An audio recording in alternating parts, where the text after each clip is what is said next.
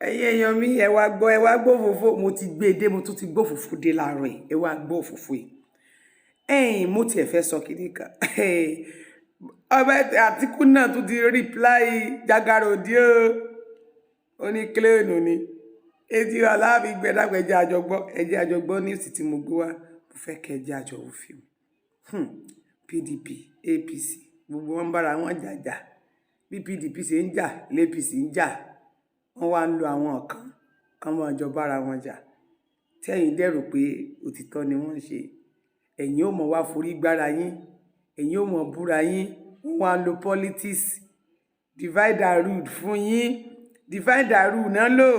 Politics náà lò fún ilé ayé yín. Abẹ́ ẹ̀rọ Ọlọ́run. Ẹ̀yin ò mọ̀ bára yín jáǹtà. Àwọn òde kábà àwọn ọmọ rẹ̀ rè. Wọ́n tàn síra wọn wájú. Ẹ̀yin ò ti fọkàn sí pé wọ́n ti jà lọ. Wọ́n jà.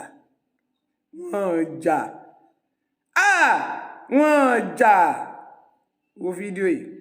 Dr. Basi? Okay, it's as follows.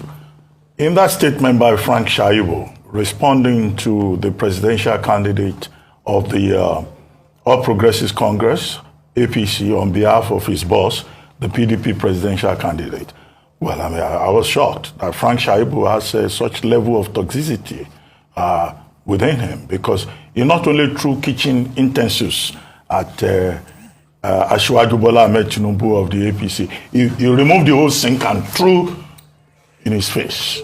Complete below the belt attack, slanderous, attacks, hate speech, use of foul language, use of indecorous language, including saying that Asiwaju Bola Ahmed Tinubu is looking for an automatic employment without going through an interview. He even said he has to clear issues about his name, his identity, his education, and even hinted at his connection with heroin trafficking and all that. I mean, I don't want to, restate all the details, even accusing him of dementia. Now, let's go to the basic principles. Again and again, the Independent National Electoral Commission, INEC, are told this politicians and their surrogates that, look, hate speech, abusive language, foul language amount to a violation of the Electoral Act. And there are specific sections there, sections 88, 89, 90, 91, 92, saying that, in fact, there could be penalties for this use of intemperate language. The PDP may hide under the cover that okay, they are responding to Asiwaju Bola Ahmed Tinubu saying that former Vice President Atiku Abubakar is over-ambitious and ungrateful.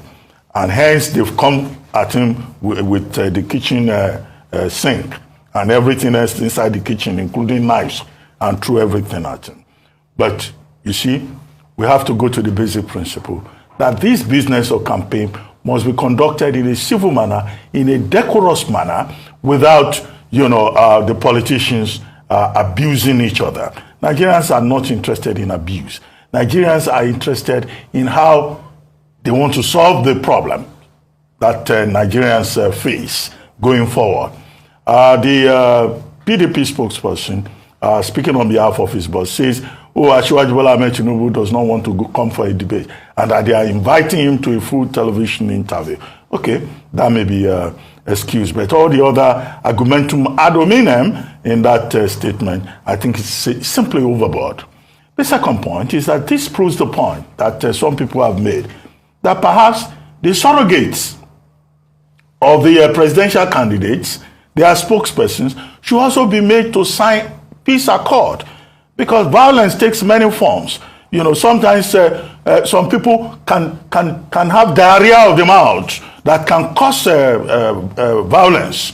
And which was why the INEC chairman was saying the Constitution, the Public Order Act, the Police Act, and also specific sections of the Electoral Act 2022 do not allow for the use of foul language that can cause public disorder. And unless INEC and the relevant agencies begin to apply sanctions under the law, I hope this kind of situation will not completely degenerate.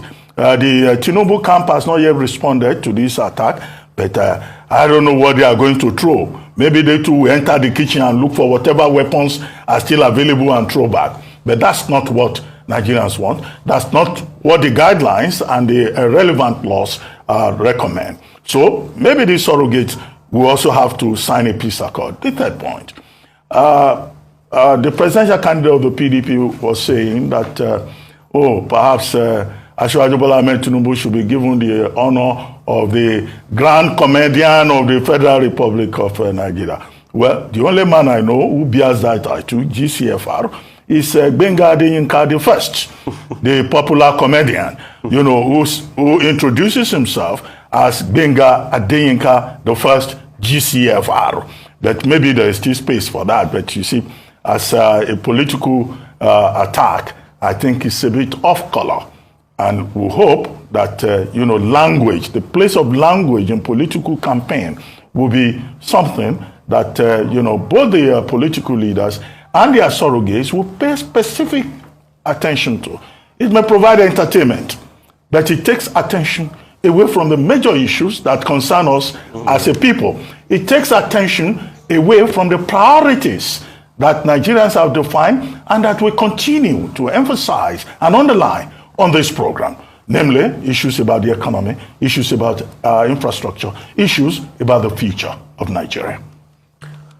I think when people show you they have believed them, and this is a representation of our political class, and these are people that want to run Nigeria, a country that is currently on its knees as we speak, a country that is suffering, that is choking, that is reeling from unemployment, poverty, but a country that has so much potential to do well because these same leaders disrupted that potential and ruined the prospects of the country. It is a sad reminder of the kind of political class we have. I condemn in totality the PDP campaign saying that the APC presidential candidate is a comedian. That's not the kind of rhetorics we want. If you want to disagree with candidate, disagree with them on the policies, on their issues. I would have thought that the PDP will write an op-ed about what they don't like about the APC manifesto. That'll be issue-based. But also I condemn in totality what the presidential candidate of the APC has constantly done, abusing his political adversaries. Words like they'll labor in vain. Words like don't even mention that party. Words like tear umbrella. Words like that are not good. So now I'm condemning both parties. And I also condemn any party that will come and rain abuses in. As for gaffes, yes, the APC presidential candidate has made a lot of gaffes. Gaffes are a dime a dozen now. Almost every outing, there's a gaffe. But what is most important for me is that we need to have a process that is transparent. And that's why I'll say, going forward in our electoral process, presidential candidates must be able to submit to us medical reports. They must also be able to submit to us their tax returns.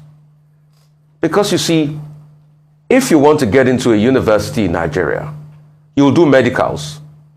And your medicals go to the university authorities. If you want to get a job, you do medicals. Why is it that for the top job, they cannot show us medical reports, and they cannot show us tax returns, and they cannot, be very honest and open with us as regards everything? So that's the way forward, to be able to settle all of this so that we can interrogate the candidates better. But please, I want the candidates to stay on the issues because this country is bleeding. And I'm very sad at the way the campaigns are going for 2023. I must express my sadness. All we hear every day, abuses, abuses, abuses. Enough of all of this. Can we talk about the issues? Can we just talk about the issues of the campaign ground and stop all these abuses? You guys don't even know children are watching. Don't you even know children, 6-year-olds, 10-year-olds are watching? Is that the kind of morals you want to impact in the children? We need to do better. Isn't the suffering and the chaos going on in this country enough for you to only tackle the issues? Enough of all of this.